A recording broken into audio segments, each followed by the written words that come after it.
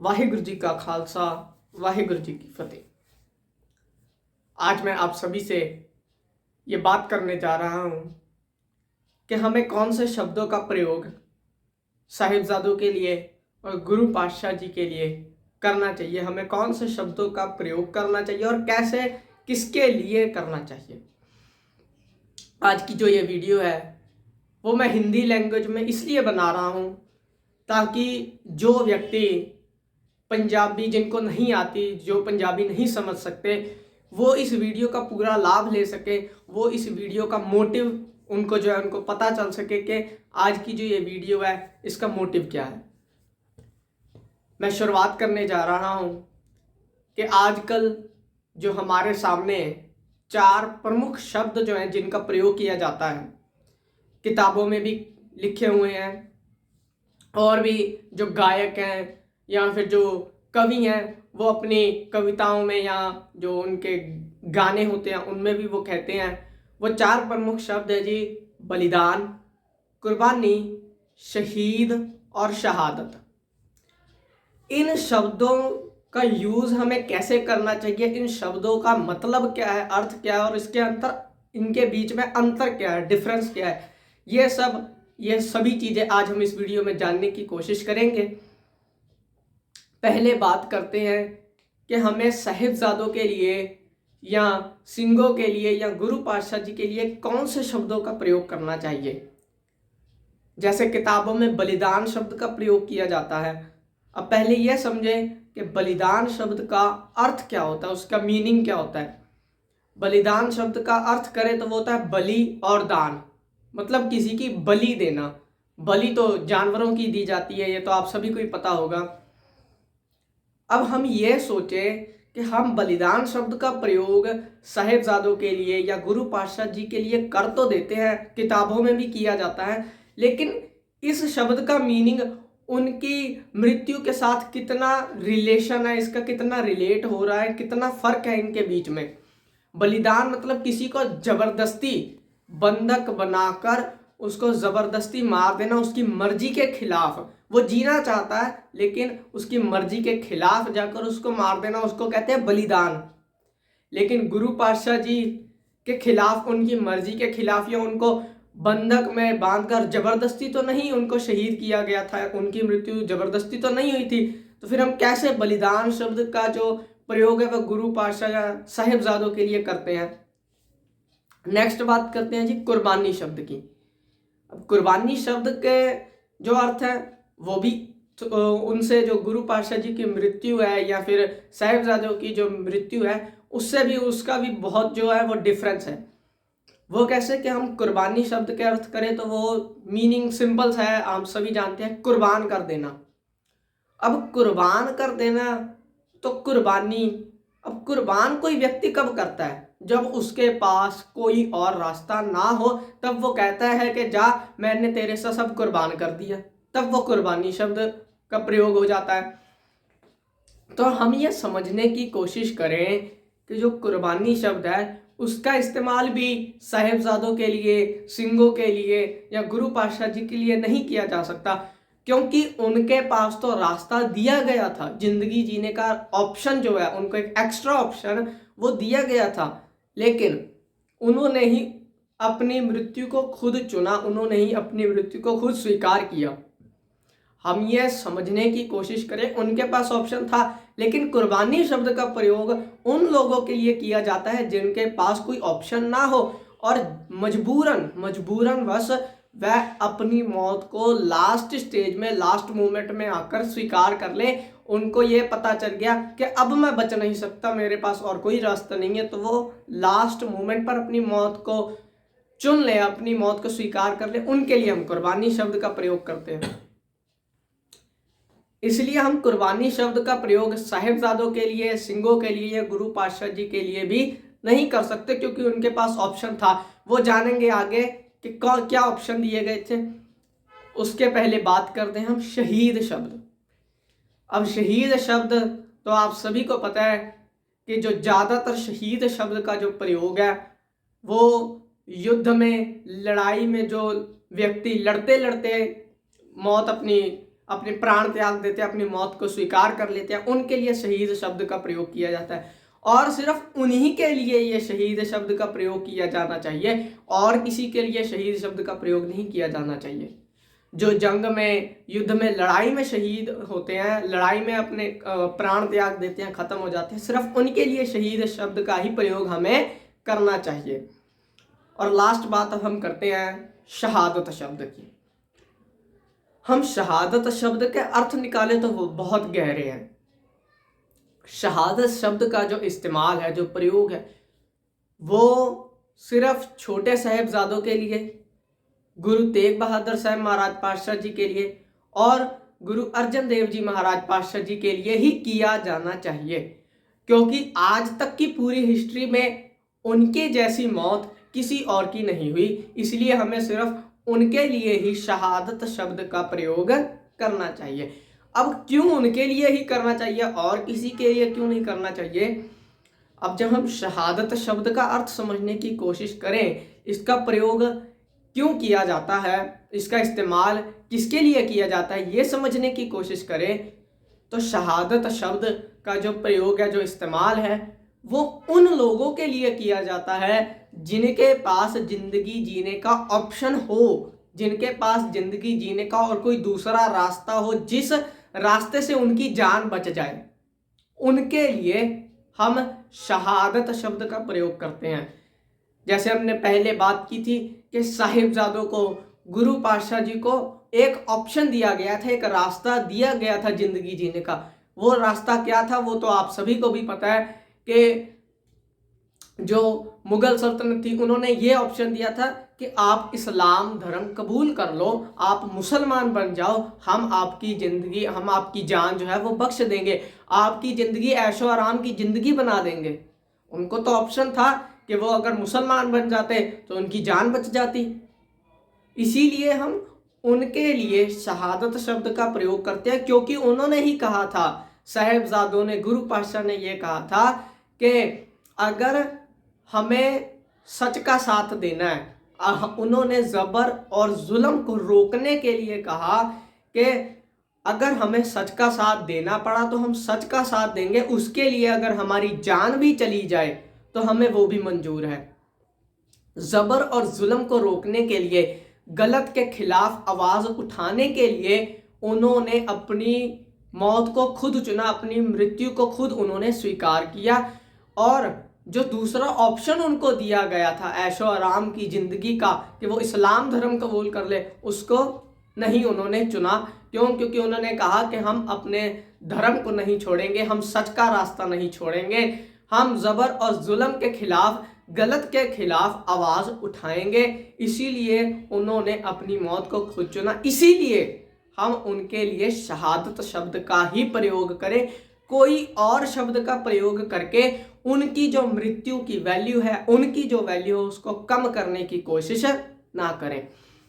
और मैं यहाँ पर एक बात और कहनी चाहता हूँ कि हम जो ये शहीदी पर्व मनाते हैं, मनाने चाहिए, बहुत अच्छी बात है, लेकिन इन शहीदी पर्व मनाए का हमें लाभ भी तभी होगा, फ़ायदा भी तभी होगा जब हम उनकी वैल्यू को समझने की कोशिश करेंगे, उनकी वैल्यू को जब हम जानने की कोशिश करेंगे, समझेंगे उनकी वैल्यू क्या थी, उनकी मृत्यु की वैल्यू क्या थी। अब जैसे लाल किले पर श्री गुरु तेग बहादुर साहब महाराज पातशाह जी का पर्व मनाया गया था, फिर चाहे वो कितने बड़े ही स्केल पर क्यों ना मनाया गया हो, लेकिन उन्होंने गुरु पातशाह जी की जो मृत्यु थी, जो शहादत थी, उसकी वैल्यू को कम कर दिया। वो कैसे? उन्होंने बार बार गुरु पातशाह जी के लिए बलिदान और कुर्बानी शब्द का प्रयोग किया। साथियों, यहां लाल किले के पास, यहीं पर गुरु तेग बहादुर जी के अमर बलिदान का प्रतीक गुरुद्वारा शीशगंज साहब भी है। सारी वैल्यू तो खत्म हो गई। अब जैसे कहते हैं ना कि एक हीरे की जो वैल्यू है वो तो एक जौहरी ही जान सकता है, जो जेवर बनाता है वही जान सकता है। आपकी वैल्यू क्या है वो वही जान सकता है जो आपके जैसा है, जो आपसे अच्छा है, वही आपकी वैल्यू समझ सकता है। वैसे ही जो उनकी शहादत की वैल्यू है वो उनके जैसा ही कोई समझ सकता है, इसलिए हम उनकी वैल्यू को कम करने की कोशिश ना करें। कुर्बानी, बलिदान शब्द कहकर उनकी वैल्यू जो है उसको कम ना करें, शहादत शब्द का ही प्रयोग करें, ताकि जो हमें उनकी वैल्यू के बारे में असल ज्ञान जो है वो हमें पता चल सके और आगे आने वाली जनरेशन्स को भी उनकी वैल्यू के बारे में पता चल सके। हम जितने मर्जी बड़े स्केल पर शहीदी पर्व मनाएं, बहुत अच्छी बात है, लेकिन वैल्यू को पहले समझने की कोशिश करें। वैल्यू अगर हमने खत्म कर दी तो फिर चाहे जितने मर्जी बड़े स्केल पर मनाएं, उसका हमें कोई लाभ नहीं होगा, कोई फायदा नहीं होगा। और यहाँ पर मैं एक बात बड़े अफसोस से कहनी चाहता हूँ कि जैसे ही प्रधानमंत्री मोदी जी की जो सरकार है, उन्होंने 26 दिसंबर को वीर बाल दिवस मनाने का ऐलान किया है। अब हम जो ये गुरुद्वारा दिल्ली में जो गुरुद्वारा प्रबंधक कमेटी है, दिल्ली गुरुद्वारा प्रबंधक कमेटी, उन्होंने भी वीर बाल दिवस मनाने के लिए सरकार की हाँ में हाँ मिला दी। मैं उनसे सवाल करता हूँ कि क्या उन्होंने अपना इतिहास नहीं पढ़ा, कि वो अपने इतिहास से वाकिफ नहीं है। जो मोदी जी की जो सरकार है, उन्होंने जो वीर बाल दिवस का जो ऐलान किया है, हम पहले उस पर चर्चा तो करें कि हमें क्यों नहीं मनाना चाहिए, हमें क्यों वीर बाल दिवस नहीं मनाना चाहिए। उसके पीछे भी कई कारण हैं। जैसे पहला कारण तो ये है कि हम जब इसका इंग्लिश ट्रांसलेशन करते हैं, वीर बाल दिवस का इंग्लिश ट्रांसलेशन करते हैं, तो हम पहले इस शब्द को तोड़े, वीर बाल दिवस। बाल दिवस का इंग्लिश ट्रांसलेशन होता है चिल्ड्रन डे और विश की जाती है हैप्पी चिल्ड्रन डे। जब हम वीर बाल दिवस का इंग्लिश ट्रांसलेशन करेंगे तो वो बन जाएगा ब्रेव चिल्ड्रन डे। अब इसके टाइटल जो है, जो वीर बाल दिवस है, इसी में पहले ये नहीं हमें पता कि हम इस दिन को मना क्या रहे हैं। ब्रेव चिल्ड्रन डे वाले दिन हम क्या मना रहे हैं? उन बहादुर बच्चों का हम जन्म मना रहे हैं या फिर हम उनका सोग मना रहे हैं? पहले तो इसी बात की क्लियरिटी नहीं है कि हम उस दिन का जो मौका है वो कौन सा मौका, हम मना क्या रहे हैं। ये तो हो गया जी पहला कारण। अब दूसरा कारण क्या है?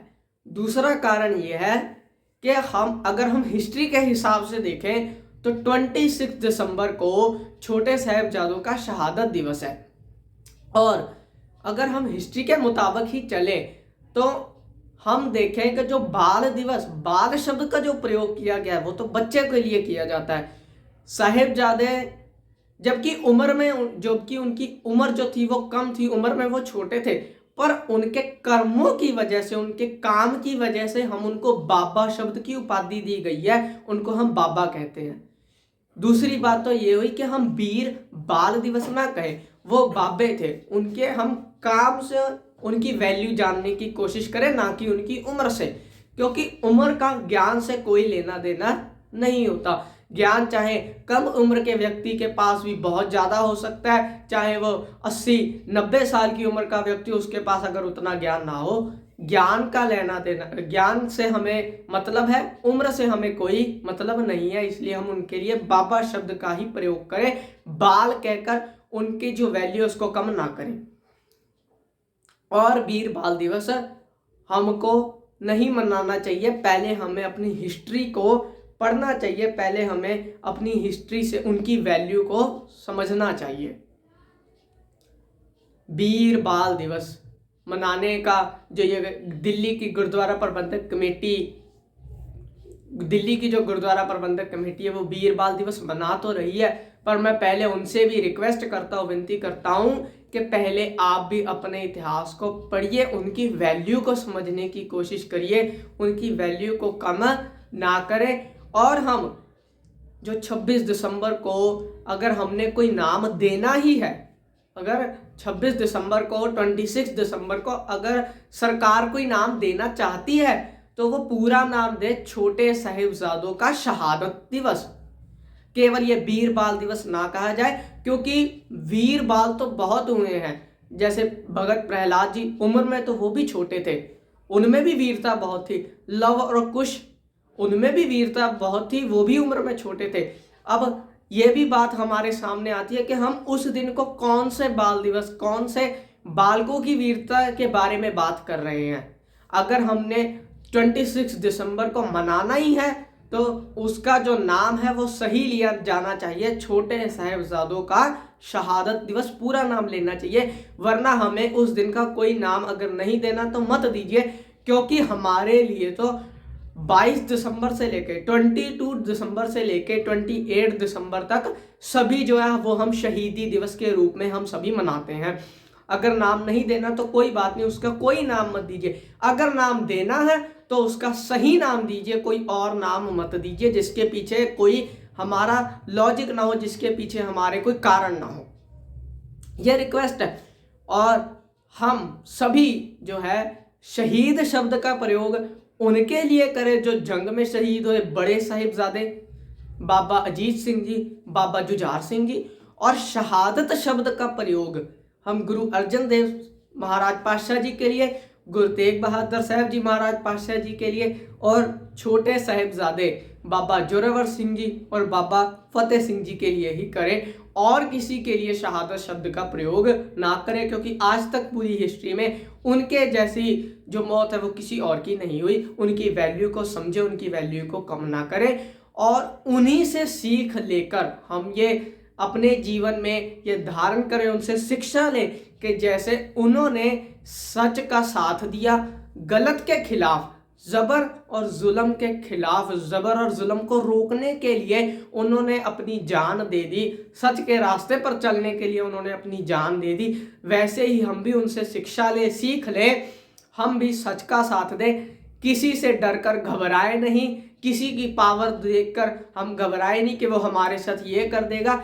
सच का साथ देना है, जबर और जुल्म के खिलाफ आवाज उठानी है। जबर और जुल्म को रोकने के लिए अगर हमें भी अपनी जान देनी पड़े तो हम तैयार रहें। हम शिक्षा ले, देखें अपने हिस्ट्री की तरफ, कितनी कम उम्र थी छोटे साहिबजादों की, 7 और 9 साल की उम्र थी।